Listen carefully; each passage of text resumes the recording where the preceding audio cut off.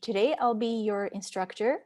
We'll be talking about all things related to brain health, specifically physical and mental exercises, and how it plays a very critical role to our brain health.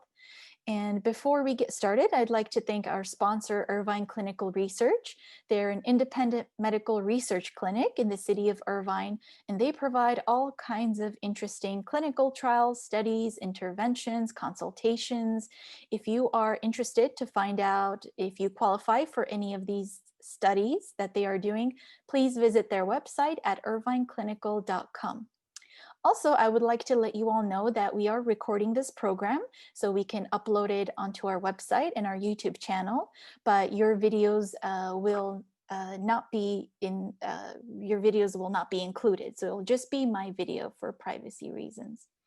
At any point, if you have a question or a comment, you can either unmute yourself or you can use the chat box feature and we can interact with you that way. So without further ado, let's get started.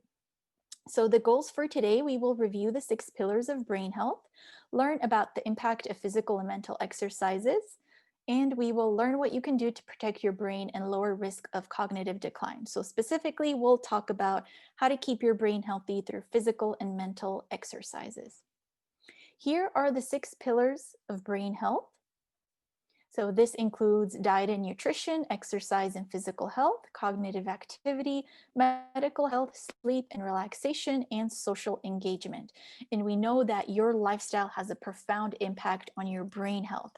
And unlike aging and genetics, we are in control of our brain health. So we have a class dedicated on all of these 6 pillars. It's coming up on Tuesday from 1 to 2 p.m. We'll be talking about all of these 6 pillars. If you are interested, I would highly encourage you all to join. But today specifically, we'll focus on exercise and we'll focus on mental exercise. So physical exercise and mental exercises. So we know that improvement in all of these areas will improve in quality of life for all of us. And we can all be healthier and happier when we make changes in all of these areas. So it's not one single thing that we do for our brain health, it's all of these things combined. First, we'll talk about physical activity and then we'll move on to mental activity. So what is physical activity? I think first we should define it before we talk about some of the statistics. So for people 65 and older, physical activity is recreational activity, it's leisure time activity, also can include transportation activities like walking, cycling. It can also include occupational if you're still engaged in work. Physical activity can also include household chores, playing games, various different activities. We can also talk about physical activity in the context of like family activities, community activities. So anything that gets you up and moving, we can consider physical activity. So less than 1/4 of Americans hit the recommendations for physical activity. We know that this is one of the most important things that an older adult can do for themselves. Anyone, this is one of the most important things anyone can do for their health. But we do know we have a lot of improvement in this area, especially during the pandemic when we are social distancing and we're not as active as we used to be. So this is an area that we all need to work on. Here is what the research shows. Physically active people seem less likely to develop cognitive decline, all-cause dementia, vascular dementia, and Alzheimer's disease when compared with inactive people. And this is especially true for the highest levels of physical activity. That seems to be most protective.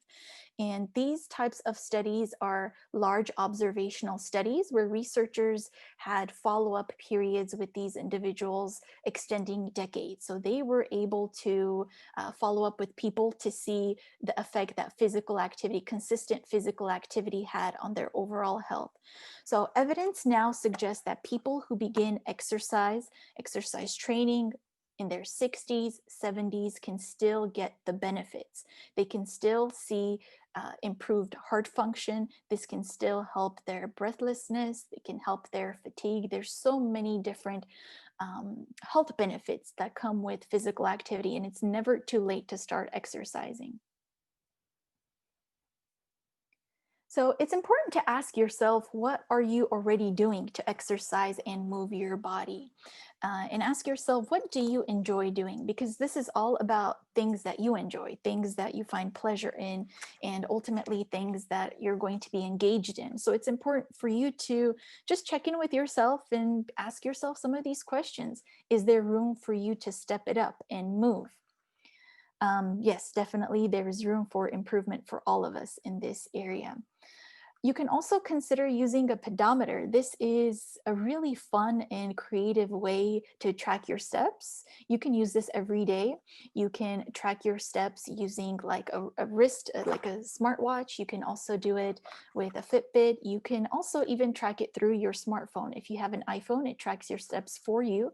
It's a really great way to be engaged and to see how much you're moving. You can compare it with your friends, challenge your friends to see who's getting more steps. And you can also see your data throughout the weeks and the months, and you can compare between years. And there's a lot of interesting things that you can find out if you do track your steps. So generally 2,000 steps is about a mile, but the recommended amount should be about 10,000 steps a day. And so this will really give you some interesting insight to see if you are getting, the correct amount of recommended steps. It's also a really fun way to see how much you're moving. Tracking your steps can be a lot of fun. So I highly encourage you to think about this. You don't really need any sort of special gadgets. If you do have a smartphone, it will most likely track it for you already.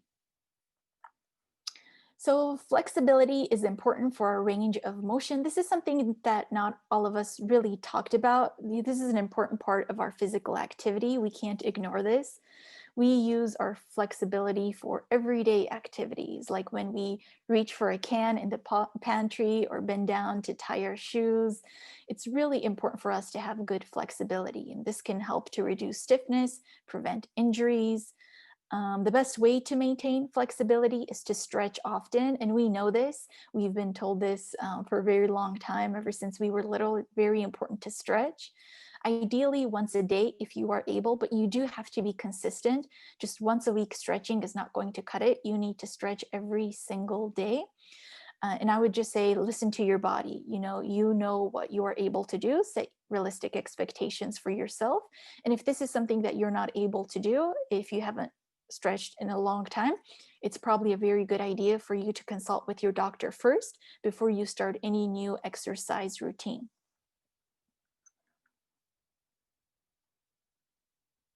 Here are some tips for flexibility exercises. Warm up before stretching. This loosens the muscles.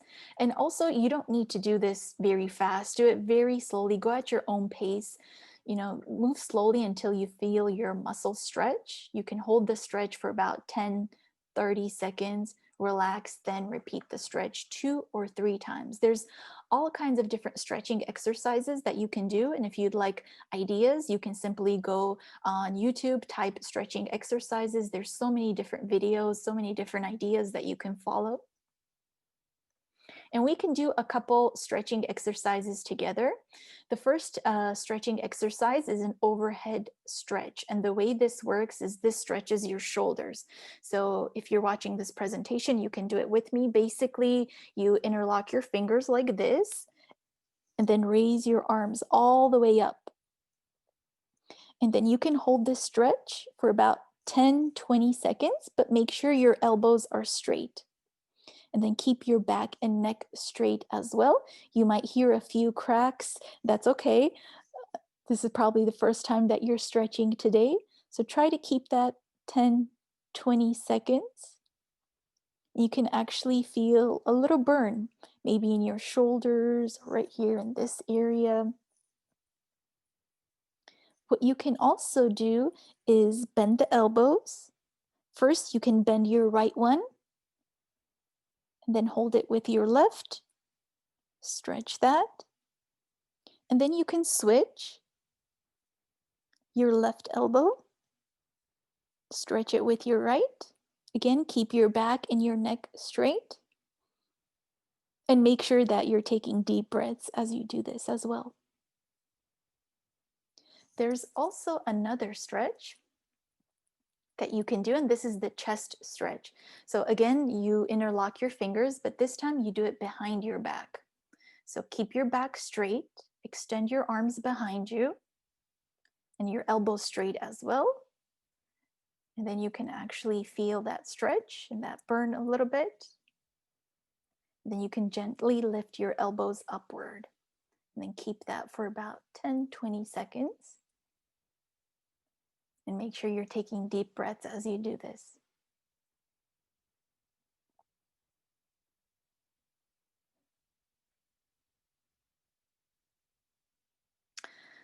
Now we can let go. So this was an example of two very basic flexibility exercises: overhead stretch, chest stretch. This is something that you should do every single day. You can do this twice a day. As you can see, very simple, but you can also feel that it's effective as well. There's certain areas that you feel kind of a burn, and it's a really great way for you to practice your flexibility. So make sure to do this, make sure to be consistent. Try to do this every single day and to develop a routine. Perhaps you might do it in the mornings and then you might do one in the evening. You get to decide, but this is a really good way to work on your flexibility. Let's also talk about balance.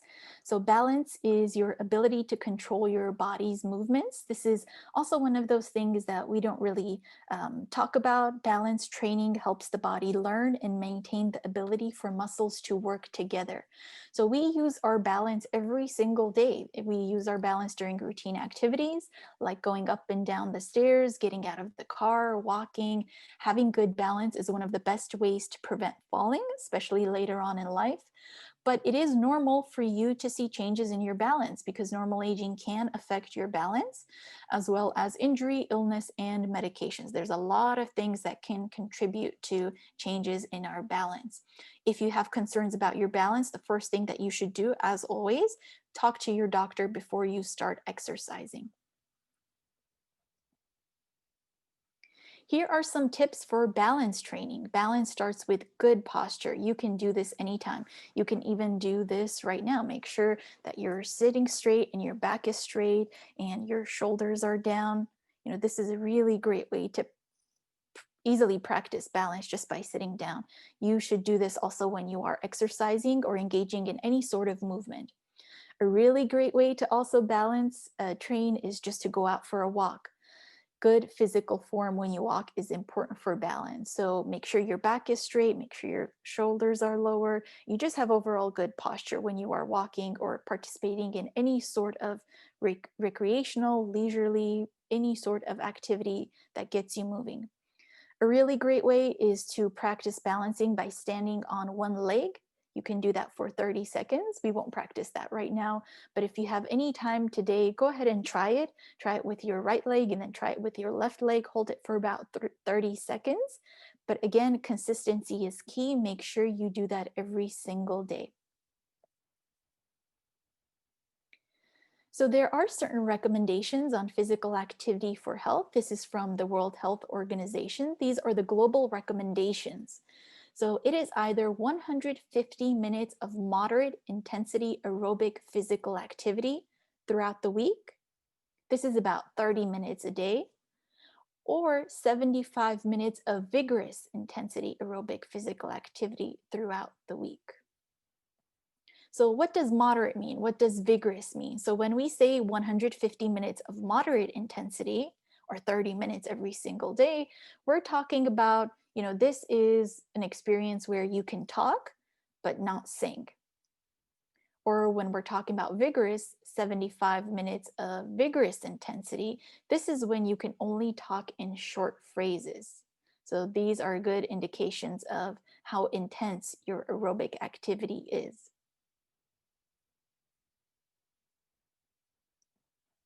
Check with your healthcare provider if you haven't been active and want to start a vigorous exercise program. But physical activity at any age, at any point in time will be beneficial for you, especially if you are normally inactive. Moderate start with gradual progress to higher levels of physical activity. So start with very small, simple steps first, just because you don't want to overwhelm your body, especially if you haven't been active in a while. If you are generally inactive, it's probably a good idea for you to start slowly. And you know yourself best, you know your body best, you know what may work for you know what doesn't work for you, and you also know what you enjoy doing. There's a lot of physical activities, exercises out there that you may not find pleasure in, that you may not enjoy. So I would say, ask yourself a few questions to see what you enjoy doing. Maybe you enjoy walking, brisk walking, maybe you enjoy cycling, Zumba, Pilates, yoga. There's so many different activities.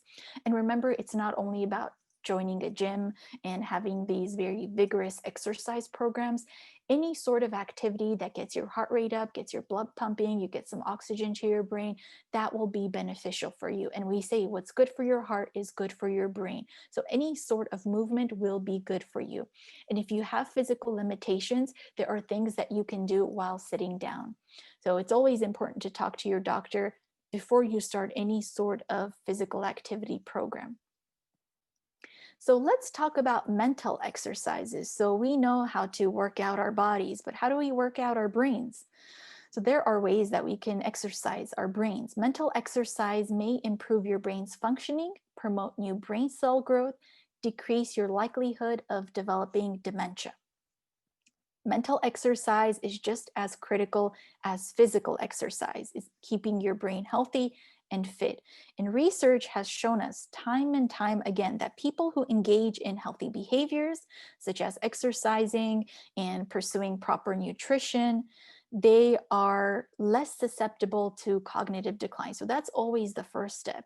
Before you even start thinking about brain exercises, it's important to think about your overall lifestyle choices. And of course, the motto, use it or lose it, applies very well in this situation. Like your muscles, you have to use your brain. Your brain needs cognitive stimulation, your brain needs challenge, and your brain needs exercise to stay healthy, sharp, and strong. Like I said, what is the first step? If you want to take care of your mind, you need to start taking care of your body. We can't say this enough. What's good for your heart is good for your brain. And it's all about a healthy lifestyle. So if you want to build a sharper, stronger, better mind, you have to start working on your physical health first. Go out for a walk, include more fresh vegetables, fruits into your diet. Dedicate 7 to 9 hours of sleep every single day. Try relaxation exercises, try stress management exercises, socialize more, and also try to give up not so healthy behaviors, bad habits like alcohol consumption or smoking, if you overall want to maintain a healthy heart and a healthy brain. And some of these can be more difficult than others, but it's always about small, simple steps that you can take first. Let's talk about cognitive reserve. So, what is cognitive reserve? Cognitive reserve is like a resiliency for the brain. It refers to the brain's ability to cope with or compensate for neuropathology or damage. So, the concept of cognitive reserve has been proposed as a protective factor that may help to reduce cognitive decline and reduce your risk of developing clinical onset of dementia. So, how do you do this? How do you engage in cognitive reserve? So, studies show that increased cognitive activity may stimulate or increase cognitive reserve. So, what type of cognitive activity are we talking about? So, there's all kinds of stimulating activities that you can do. And this is just a short list. It's not meant to be comprehensive. There's the possibilities here are endless, but you do have to engage in things that are pleasurable for you, things that you enjoy, also things that are going to be challenging for you and your brain. So reading books and magazines, and I would probably put a keyword in there, probably difficult books. Or challenging books, challenging magazines, or maybe even books and magazines that you don't necessarily go out for, in the bookshelf. It's not the first thing that you notice. So challenge yourself, try new genres, new topics, things that might be a bit difficult for you. That's the way that you are going to challenge your brain. Playing games and puzzles is a really great way to exercise your brain, but Sudoku and crossword puzzles alone is not going to cut it. If that's something that you enjoy doing, by all means, continue to do it and do be consistent.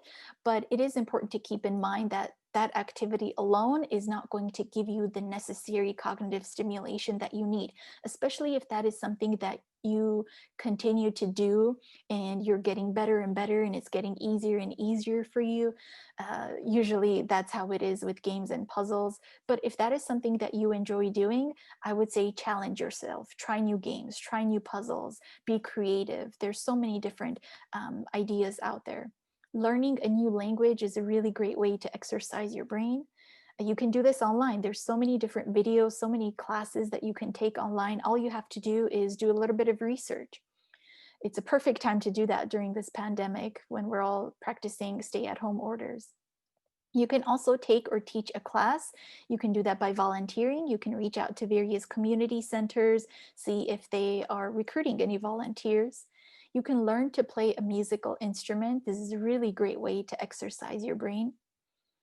You can join a choir and sing. That's very therapeutic, very relaxing, also very engaging, very good for your brain. You can take up quilting, knitting, drawing, painting. You can learn digital photography, taking a cooking class, working, volunteering. So just some ideas here, and I'd like to ask you, what do you all do to exercise your brain? Let me know by putting in the chat box. I'd love to see what you all do to exercise your brain. One thing that I'm currently doing to exercise my brain is I am doing a jigsaw puzzle. And while I do that jigsaw puzzle, I'm also listening to an audiobook. It was very difficult at first, but the more I did it, the better I got at it. And it's a really great way to work out your brain. And in the photograph, we see this gentleman playing chess. Chess is a really great way to give yourself a workout. It results in better brain function, better strategic thinking, better decision making, attention improvement, overall better cognitive abilities and skills. It's not only chess, there's also other games like chess, like backgammon. You can also benefit from games like that. Emma says learning something new. That's right. That is a great way to exercise your brain. And the reason why this topic it will be kind of a short one for today, because the bottom line is there's no best type of activity, there's no best type of brain exercise. Ultimately, you have to do what you enjoy, what is going to be stimulating for you. And what works for me is not necessarily going to work for you. But your brain, we always use it as an analogy to the muscle. You have to stimulate your brain, you have to exercise your brain, you have to continuously, consistently challenge your brain with new information. Because if your brain does not have any stimulation, it does not have any exercise, the cells will slowly die. So you have to keep your brain active. Also, some other ideas in the chat box. Yolanda says she's a lifelong learner, always taking a course at college. I balance it with jigsaw puzzles, other online games on my free time. Kim says, trying to learn some new computer programs. Melissa, I try to do simple math without using my calculator. Those are some very wonderful ideas. There's so much that you can do. And we actually have a referral list of brain websites, games, puzzles, and teasers that you can go try out. And we can email that to you for those of you that are interested. We can also email it to everyone who signed up for this program. Emma says, meeting new people, learning about their culture. That's wonderful. You also get the socialization benefit. There's really great benefits to communicating and conversing. There's MRI brain scans that actually show it doesn't matter if you're the one producing the language or you're the one listening, engaging in any sort of conversation will be beneficial for you. There's different parts of the brain that they see light up during a conversation. So definitely engaging in a conversation, learning about people, socializing is very beneficial for you. There's no single best brain exercise. It ultimately depends on your preferences. So you do what you enjoy. There's something really beneficial about being engaged in an activity. The key is to be engaged and challenged and to do something that is meaningful for you. I like jigsaw puzzles. You may not necessarily enjoy doing that. So you have to find that activity that you're going to enjoy. Engaging in a healthy lifestyle requires a lot of preparation. It requires goal setting. So, if you're listening to this presentation, I would say pick one thing that you can do in each area that may help to improve your brain health. First, think of very small first steps that you can take because this way you're more likely to act out on your goals. And I would say write out a goal and paste it somewhere where you're always going to see it and be reminded of your goal. And your goals should be SMART goals, meaning it should be specific, measurable, attainable, realistic, time bound. For example, you may come up with a goal that's I'm going to exercise more, or I'm going to engage in more mental exercises. That's a very broad, vague goal, and you're not really going to achieve your goal if you come up with a very broad goal because you don't know what you need to do. You don't know when you need to do it, how much you need to do it. That's why it's very important for you to be specific when you're writing your goals. Some examples of specific goals: I will walk for 15 minutes 3 times per week for the next 2 weeks. So you know exactly what you need to do, when you need to do it, and how much you need to do. So write your goal, paste it on your refrigerator, paste it on your mirror, somewhere where you can always see it. Or one that relates to proper nutrition. I will eat 1 serving of vegetables 4 days out of the week for the next 4 weeks. Those are some really amazing goals. Write down what you will do and when you will do it. You'll most likely act out on your goals once you do write it down. Keep track of your progress. If you miss a day, don't quit, keep going. This can be difficult for a lot of people, especially if this is something that's new for you. So continue to celebrate your progress. I believe that was my last slide. We covered some very brief information relating to physical health and mental health. So let's talk about some of the resources that we have. I would like to let you all know about our amazing helpline, which is the number written on here. We provide telephone support information, referrals, resources, linkage to all kinds of amazing information. If you have any questions, if you'd like to sign up for a class, please give us a call. We'd be very happy to speak with you. You can also connect us via Facebook. It's a really great way for you to be engaged and to be updated about what's going on and what we are doing. We post local Alzheimer's news, science updates, latest events. We also have a caregiver support group, a private group that you can participate in. So the way you can do that is you can like us, facebook.com/ALZOC. You can also visit our website. Like I said, we do have a 1 hour presentation next week on Tuesday that will be how to keep your brain healthy. And we will talk about the 6 pillars of brain health. So we will talk about diet, nutrition, physical exercise, mental exercise, stimulation, sleep. We'll talk about all of those things. And you can sign up for that via our website, alzoc.org. And also, lastly, I would like to thank our sponsor, Irvine Clinical Research. Like I said earlier, they do amazing clinical trial studies, interventions, screenings. So if you are interested, visit their website, irvineclinical.com, to see if you qualify for any of their trials.